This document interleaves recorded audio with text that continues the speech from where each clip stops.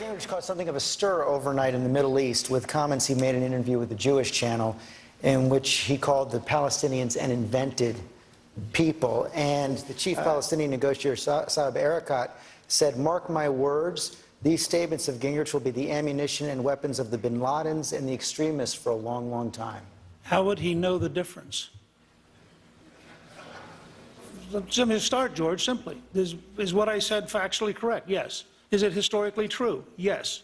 Are we in a situation where every day rockets are fired into Israel while the United States, the current administration, tries to pressure the Israelis into a peace process? Hamas does not admit the right of Israel to exist and says publicly not a single Jew will remain. The Palestinian Authority ambassador to India said last month there is no difference between Fatah and Hamas. We both agree Israel has no right to exist. Somebody ought to have the courage to tell the truth. These people are terrorists. They teach terrorism in their schools. They have textbooks that say if there are 13 Jews and 9 Jews are killed, how many Jews are left? We pay for those textbooks through our aid money. It's fundamentally time for somebody to have the guts to stand up and say, enough lying about the Middle East. Governor Romney.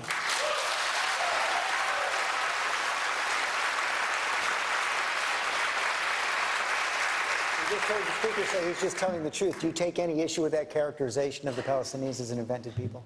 I happen to agree with most of what the speaker said, except by going out and saying the Palestinians are an invented people. That, I think, was a mistake on the speaker's part. I think the speaker would probably suggest that as well. I don't think we want to. Maybe not. I think we're very wise to stand with our friends, Israel, and not get out ahead of them. This president decided he was going to try and negotiate for Israel by saying, let's go back to the 67 borders. That's not what Israel wanted to hear. Israel does not want us to make it more difficult for them to sit down with the Palestinians. Ultimately, the Palestinians and the Israelis are going to have to agree on how they're going to settle their differences between them. So and the United States of America should not jump ahead of Bibi Netanyahu and say something that makes it more difficult for him to do his job. My view is this. We stand with the Israeli people. We link arms with them. If we disagree with them, like this president has time and time again, we don't do it in public like he's done it. We do it in private. And we let the Israeli leadership describe what they believe the right course is going forward. We don't negotiate for the Israeli people. We stand with the Israeli people, stand with our friends, and make it very clear. We're going to tell the truth. But we're not going to throw incendiary words into a place which is a boiling pot when our friends, the Israelis, would probably say, what in the world are you doing? So there you have it, Mr. Speaker. He says this is going to make life more difficult for the Israelis. The Israelis are getting rocketed every day. We're not making life more difficult. The Obama administration is making life more difficult. The fact is, the Palestinian claim to a right of return is based on a historically false story. Somebody ought to have the courage to go all the way back to the 1921 League of Nations mandate for a Jewish homeland, point out the context in which Israel came into existence, and Palestinian did not become a common term until after 1977. This is a propaganda war in which our side refuses to engage, and we refuse to tell the truth while the other side lies, and you're not going to win in the long run if you're afraid to stand firm and stand for the truth. Of course you stand firm and stand for the truth, but you don't speak for Israel. I did. If Bibi Netanyahu wants to say what you said, let him say it. But our ally, the people of Israel, should be able to take their own positions and not have us negotiate for them. I want to turn, if I can, to... Can I just say one last thing? Because I didn't speak for the people of Israel. I spoke as a historian who has looked at the world stage for a very long time. I've known Bibi since 1984. I feel quite confident an amazing number of Israelis found it nice to have an American tell the truth about the war they're in the middle of and the casualties they're taking and the people who surround them who say you do not have the right to exist and we want to destroy you. I've known Bibi.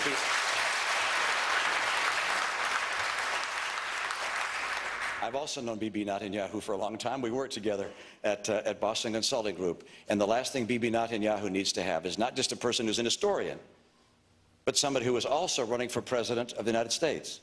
Stand up and say things that create extraordinary tumult in his neighborhood. And if I'm president of the United States, I will exercise sobriety, care, stability, and make sure that in a setting like this, anything I say that can affect a place with rockets going in, with people dying, I don't do anything that would harm that process. And therefore, before I made a statement of that nature, I get on the phone to my friend Bibi Netanyahu. and say, would it help if I said this? What would you like me to do? Let's work together because we're partners. I'm not a bomb thrower, rhetorically or literally. Under the rules, we need to let you respond.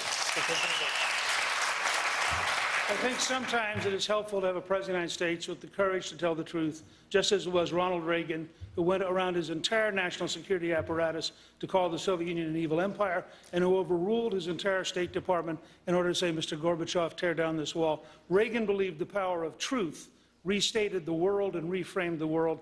I'm a Reaganite.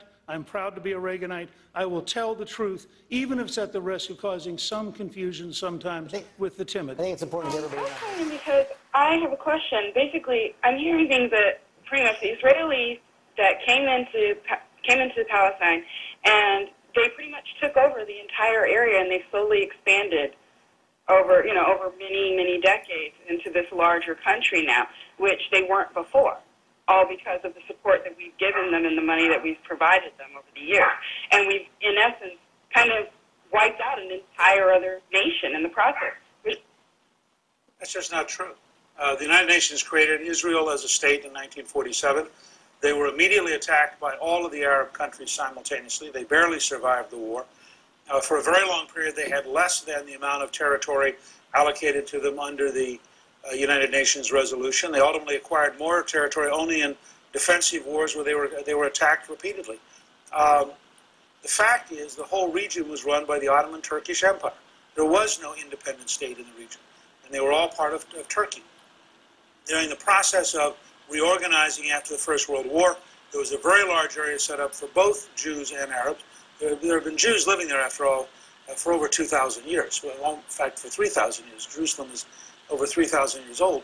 And there have been continuous occupation by some Jews for an extraordinary length of time. So I think it's a very one-sided view to see the area as only Arab. Again, you go and you visit Christian churches. You see the place where Christ was born.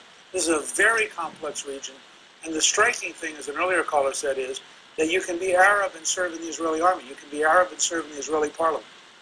That, in fact, Israel has attempted to create an integrated, peaceful society, very eager to live at peace with its neighbors.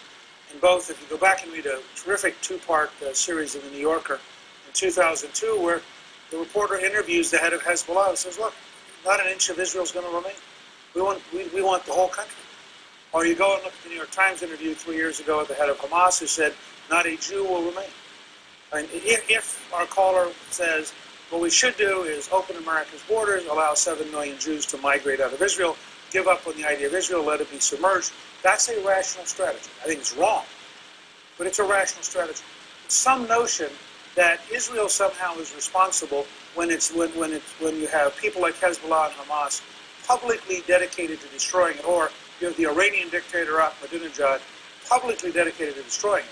I think the right of self-defense is decisive in the UN Charter, and I think Israel has every right to defend itself against those who literally would be satisfied with nothing less than eliminating Israel from the face of the earth. Farmington, New Mexico.